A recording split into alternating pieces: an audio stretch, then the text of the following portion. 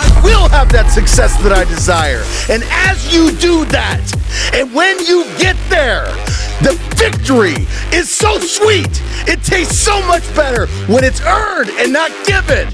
I encourage you to stand up and lead those around you to success.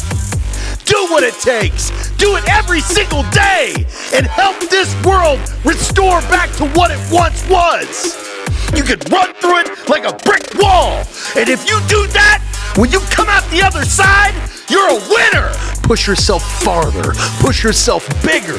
And when you do that and you get where you're gonna go, big things happen. If you lead with passion, the people you serve will live bigger lives. They'll live better lives because of you. Stand up. Become the leader you've been all along.